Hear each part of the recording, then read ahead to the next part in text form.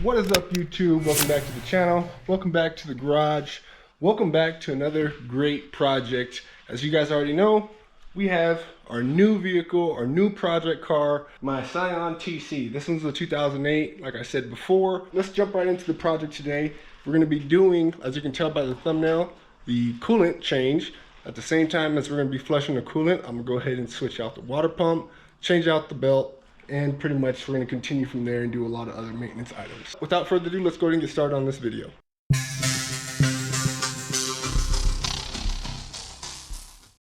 Alright guys, so making our way inside the engine bay. First things first, because we are going to have to take off the alternator to gain access to where the water pump is. We're going to disconnect the battery. Anytime you're messing with anything electrical, like I always say, go ahead and disconnect the battery. So if you can see right there, just in front of the torque wrench, that little silver stud sticking out, that's your tensioner pulley. So you can use a 19 millimeter, or in this case I'm using 3/4. You'll get that on there, and then you're actually going to pull towards the front of the vehicle. And if you can see, the belt's kind of loosening up. So that's how you're going to pull and loosen the belt to take it off the alternator. And then also, I took out the reservoir just to get it out of my way. Put more space, makes it easier. So yeah, you can take that off too.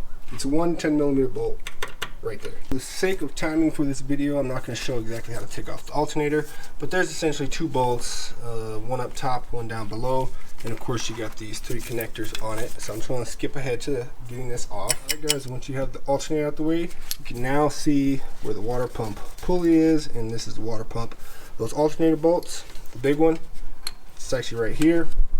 Hope you guys can see that.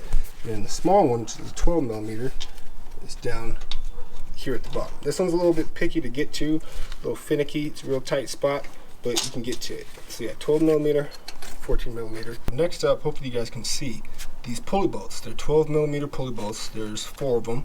And in order to get this off, since that pulley freely spins, you gotta wedge something in there. There's 2 holes on the front face of the pulley. So I have an Allen wrench, the biggest Allen wrench I could fit through there, wedged up against this boss on the water pump housing itself. And yeah, I'm gonna use my little ratcheting wrench to hopefully be able to get these guys removed. One thing I'll probably do is move this little cable out the way just to give me some extra wiggle room to work with. So now that I got that wedged, I'm gonna go ahead and try this out. Luckily, my bolts weren't tight in there at all, which is good. So it made real easy work. Oh, don't do what I did, drop a bolt into your engine bay. But yes, the pulley bolts came out real easily. So now I'm gonna go ahead and move my Allen wrench and then take off the pulley. Go ahead and wiggle this guy up and off. There we go. Here's your water pump pulley. So go ahead and set that aside. Now we'll turn our attention to the water pump housing. These guys here, I believe they're 10 millimeters. There are 2's a nut. 1, 2, 3, and at least 3 are bolts. I think there may be 6. Yeah, there's 6.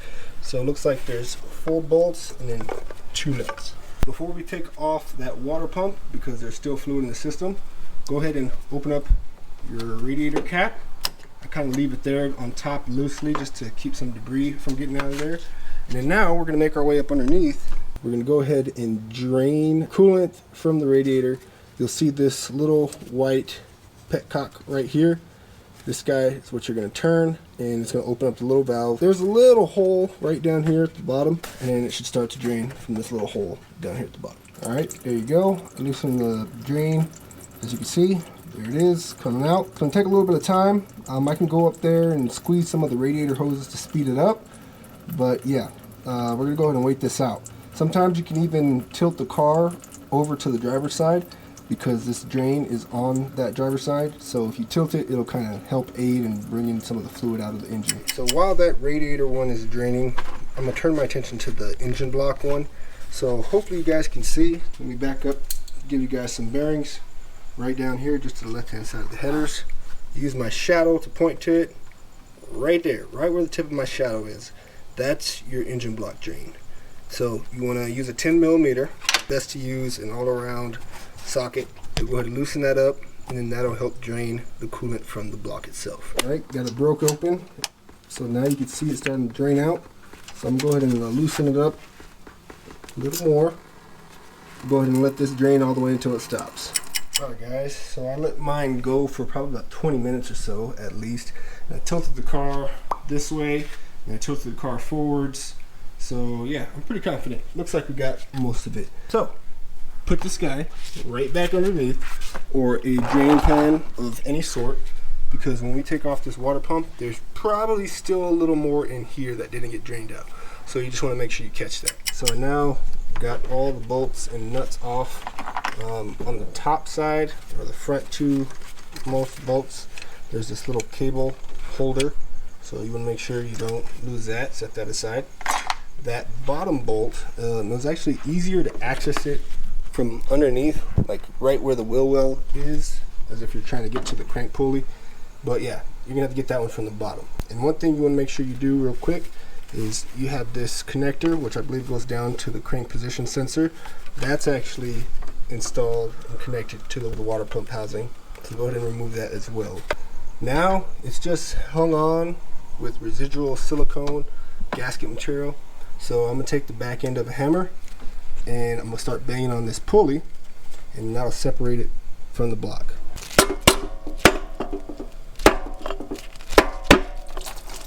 There you go. As you can hear it, more coolant. Make sure you have a pan underneath, because more coolant will come out. I'm gonna go ahead and get it fully separated, and I'll show you what it looks when we take it off. Alright, slowly wiggling it off, pulling it up, and there you go.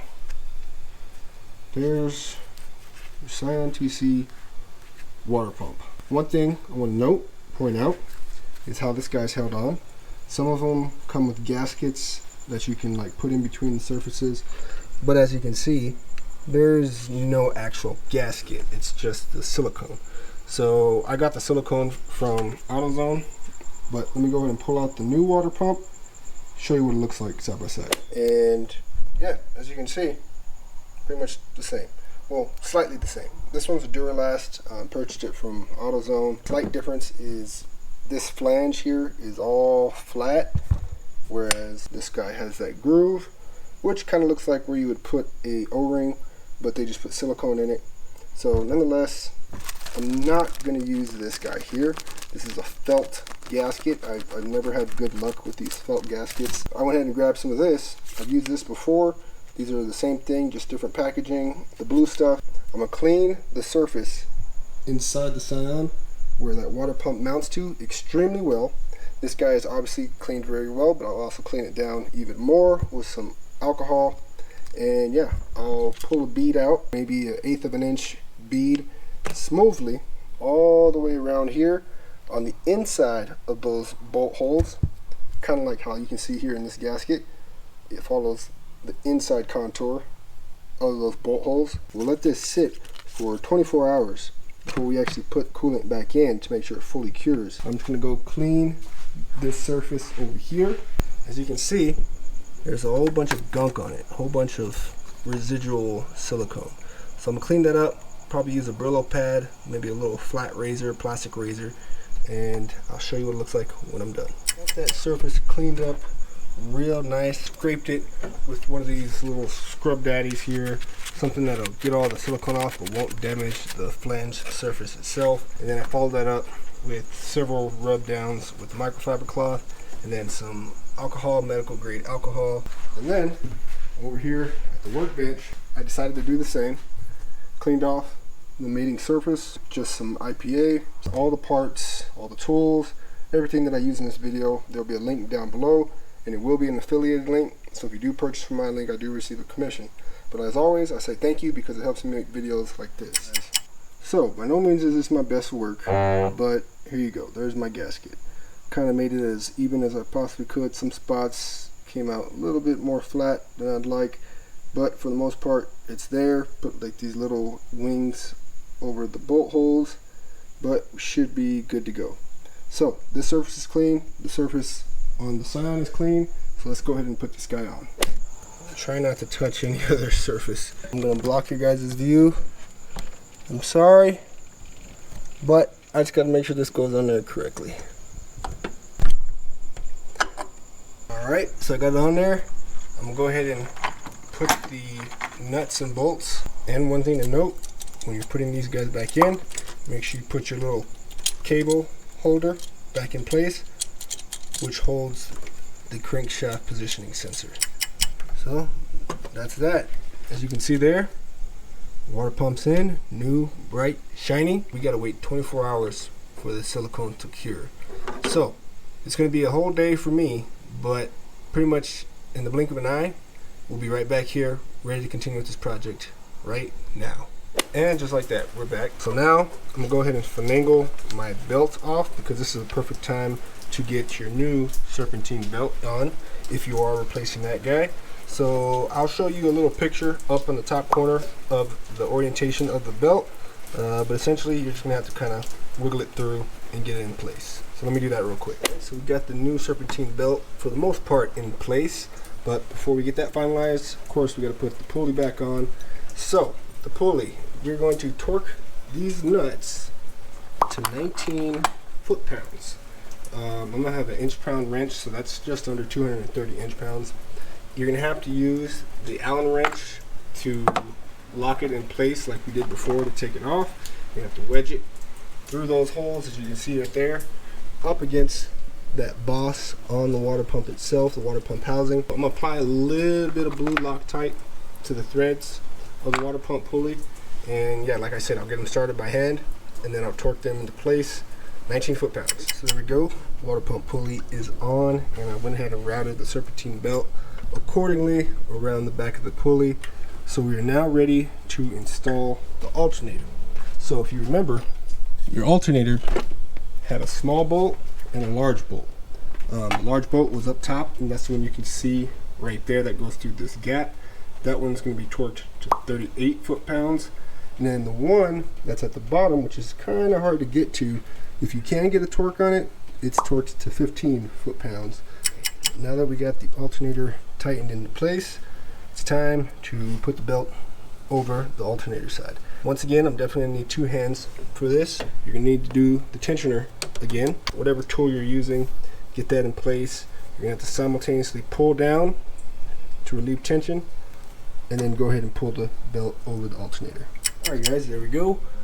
Belt is on, and it's around all the pulleys. Now we're gonna go ahead and hook up everything back on the alternator. You got this connector up here at the top. There's one. These ones here, they're gonna all go to their various spots. That one's got to get screwed on, so I'll take the nut that I just placed back on there, put that there. Got a connector here. Got a little holder that will connect down here in that little bracket, and of course the last small connector that's going to connect down there. Hopefully you guys can see right there in that little connector. Next up, I'll go ahead and use this little bolt here. It's a little 10 millimeter to get my reservoir, and then I'll put that guy back in there, and of course plug it back in. So pretty much just put everything back how you had it. You're now ready to reconnect your battery because you're done with the electrical stuff. We're actually going to start getting ready to fill up the radiator. I'll show you guys a link to this product here. You've probably seen me use it before in my past videos. But this makes filling up your radiator and burping the system extremely easy. Alright, now that we got that guy set in place, we're going to go ahead and start filling it up. I'm going to go ahead and use the OEM 5050 Toyota Super Long Life, the pink stuff. But essentially, once this guy fills up above the rim or above the lower part of this, I'll start squeezing hoses, trying to push as much air out of the system, and then ultimately we're going to have to turn the vehicle on, let it warm up, open the thermostat, and start circulating all the coolant. And as you guys can see, the funnel really helps you kind of expedite the process because you can fill it up way above and then just kind of let it bubble. Still haven't turned it on quite yet, but as you can see, the bubbles are slowing down, so that's when I start kind of squeezing hoses, and I can feel this guy's still empty, so that means we still got quite a bit more to go. So let me keep pouring, keep squeezing until it stops bubbling. Just for reference, the manual transmission SCIONs use 7.2 quarts and the automatics use 7.1, essentially just under 2 gallons for both of them. So we'll use most of this second one as well.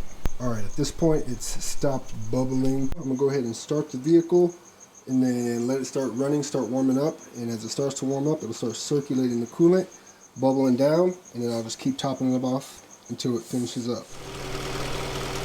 So now that we got it turned on, I'm going to continuously watch it bubble up. As you can see there, it's going to start sucking in more of the coolant. So pretty much we're just going to wing it out, let it warm all the way up. The belt is working good because the belt's on there and it's not making any issues.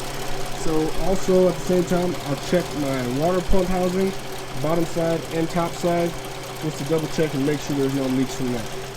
So yeah, go ahead and let your car warm up. Keep monitoring your coolant, and we'll go from there. I'll go ahead and turn off the vehicle when I'm ready to.